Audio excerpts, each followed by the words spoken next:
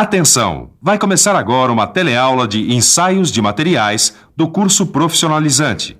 Este módulo tem um total de 25 aulas. Hoje, você vai assistir a teleaula número 4. Bons estudos!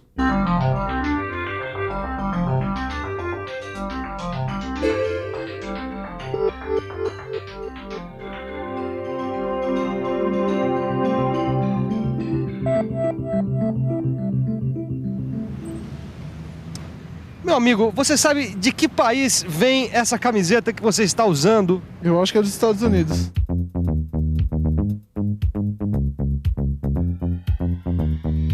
Japão. Você sabe de que país vem essa pasta aí que você está usando? Eu acredito que da Itália.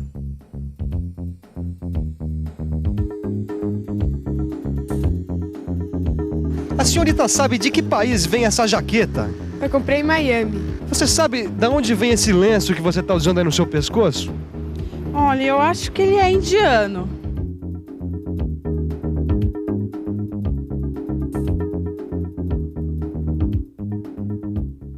Se por um lado cresce a cada dia o número de produtos importados que chega ao nosso país, por outro, também é cada vez maior o espaço conquistado pelos exportadores brasileiros em todo o mundo. Com esse forte crescimento do comércio internacional, fica cada vez mais importante a normalização dos ensaios de materiais.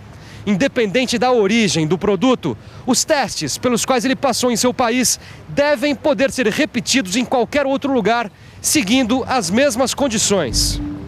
Por isso, nessa teleaula, você vai conhecer algumas entidades por todo o mundo que se ocupam das normas adotadas pelos laboratórios de ensaio. E agora não saia daí, porque a nossa teleaula está começando.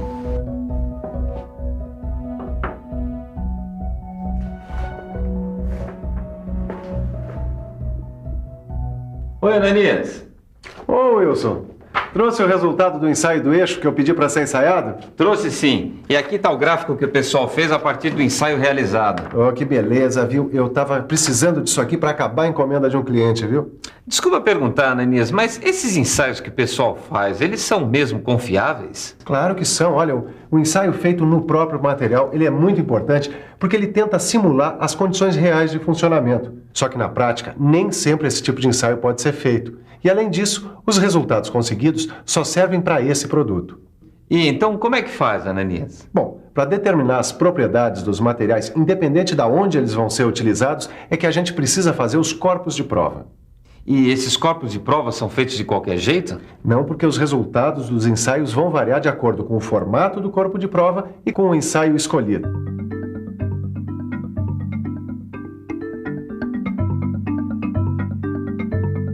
Veja que no ensaio de tração deste corpo de prova de aço, o alongamento é uma medida da sua ductilidade, quer dizer, mostra o quanto o material é plástico. E o alongamento de um material é sempre o mesmo, Ananias? Não, ele depende do comprimento do corpo de prova, do seu formato, da velocidade de aplicação de carga e das imprecisões do método de análise dos resultados do ensaio. Bom, isso quer dizer que os ensaios possuem no próprio método alguns fatores de erro. E isso a gente vai ter que tomar cuidado, hein? Ah, é? Que cuidado é esse, Edgar? Na fase de projetos das estruturas, a gente incorpora um valor chamado coeficiente de segurança. E o que é que ele faz? Ele leva em conta os vários tipos de incerteza que podem interferir em toda a estrutura. Tá aí, Ed, gostei. Assim o nosso kart vai ficar mais seguro ainda. O que você acha da gente encomendar logo esse ensaio de tração para o material do novo chassi do nosso kart, hein?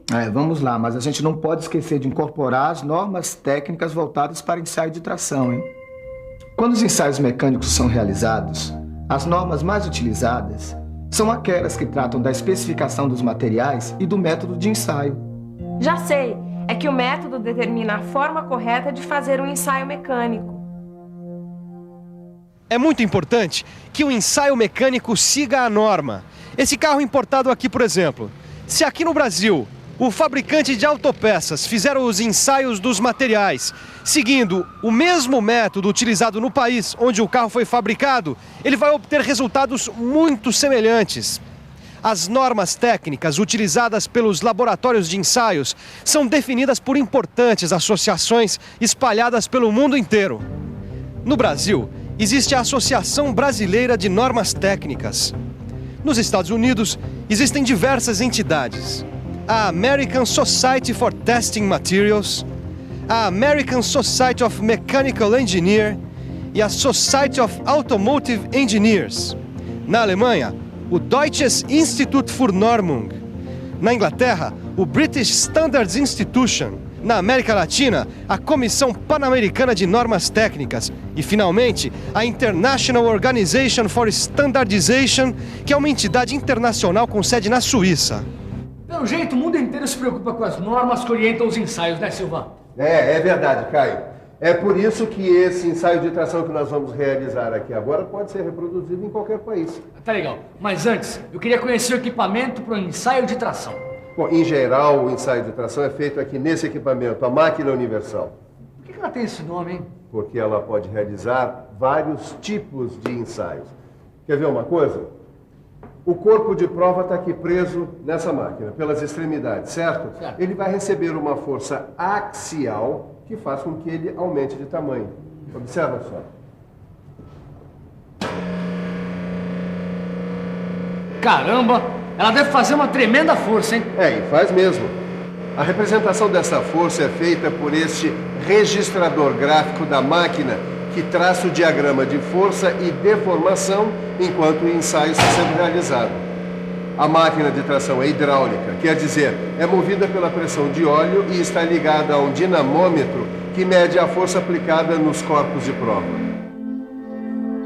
E este aqui é um corpo de prova? É um dos diversos tipos possíveis. Como assim? É que os corpos de provas utilizados nos ensaios de tração têm dimensões e formas definidas de acordo com uma norma e com a capacidade da máquina de ensaio. E não existe um tipo mais comum? Existe sim, justamente esse que você está segurando é um dos tipos mais comuns, com seção circular. E este aqui também, com seção retangular. E qual é a diferença? Bom, isso depende da forma e do tamanho do produto acabado do qual foram retiradas. Repare nesse trecho central mais fino. Ele é chamado de parte útil do corpo de prova. E para que ele serve? É aqui que são feitas as medidas das propriedades mecânicas do material. Mas as medidas das propriedades mecânicas do material não é tudo que a gente precisa saber? É sim, mas como é que você vai prender o corpo de prova na máquina universal? Boa pergunta, Edgar. Como é que prende, hein? Bom, por essas extremidades aqui, ó, chamadas cabeças.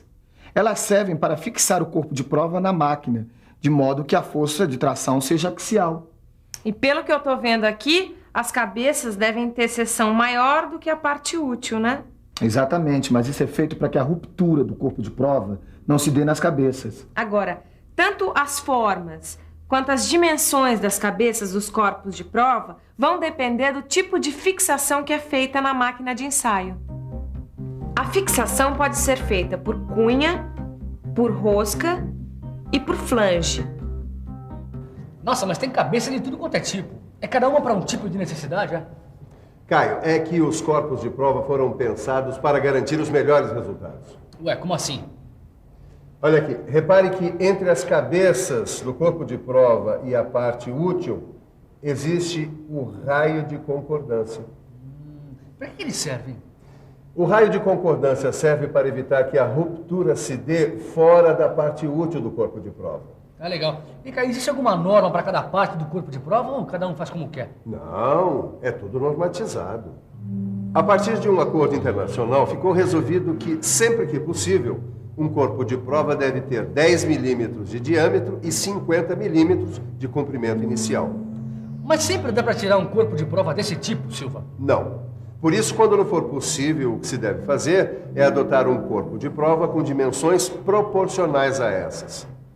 Agora, uma coisa eu queria entender. Como são feitos os corpos de prova? Olha, os corpos de prova de seção retangular normalmente são retirados de placas, chapas ou lâminas. E o acabamento do corpo de prova é normalizado? Olha, a norma brasileira especifica apenas que os corpos de prova devem ter bom acabamento superficial e ausência de trinca. Só isso? Só isso. Por isso, as dimensões e as tolerâncias de usinagem seguem as normas internacionais. Isso até que surja uma norma brasileira correspondente. E se você quiser mais informações sobre corpos de prova, o melhor é consultar as normas técnicas específicas. E consultando a norma técnica específica, Edgar, até mesmo na hora de ensaiar uma peça soldada no kart, a gente vai conseguir os resultados corretos. E aí, Mesmo com solda, ninguém segura a nossa máquina, mas para isso é importante tirar um corpo de prova corretamente. Eu sei como tirar um corpo de prova, Edgar. Ah, então como é que é, sabichona?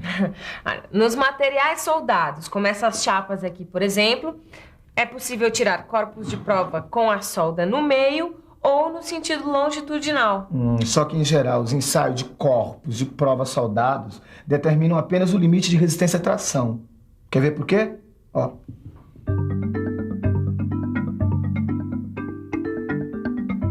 É que no ensaio de tração de um corpo de prova com solda, estão recebendo tensão ao mesmo tempo dois materiais de propriedades diferentes. É verdade. Um é o metal de base e o outro é o metal de solda. E os valores conseguidos no ensaio não representam as propriedades de nenhum dos dois materiais, uma vez que umas são afetadas pelas outras. Apesar do limite de resistência à tração também ser afetado por esta interação, ele é determinado mesmo assim para finalidades práticas. Agora eu queria saber como é feita a preparação do corpo de prova para o ensaio de tração. Bom, a primeira coisa a fazer, ô Caio, é identificar o material do corpo de prova, uma vez que ele tanto pode ser obtido da matéria-prima quanto de partes específicas do produto acabado. Muito bem. Depois é medir o diâmetro em 2 pontos da parte útil do corpo de prova, tá? E tirar a média. Então vamos ver. Assim e assim. E depois, então, é só riscar as divisões de 5 em 5 milímetros. Tá legal. Bom, então enquanto a gente termina aqui de fazer a preparação do corpo de prova para o ensaio de tração, você fica com a revisão. E atenção, se liga aí que é hora da revisão. Na teleaula de hoje, você aprendeu que existem normas técnicas que garantem que os resultados de um ensaio sejam reproduzidos em qualquer parte do mundo. Aprendeu também que o ensaio de tração é geralmente realizado na máquina universal e que os ensaios se utilizam de corpos de prova. A próxima teleaula é a última dessa série sobre ensaio de tração. Por isso mesmo, aproveite e pratique os exercícios propostos no seu livro. Eles vão ajudar você a fixar melhor as coisas que você aprendeu aqui. Então, até a próxima teleaula!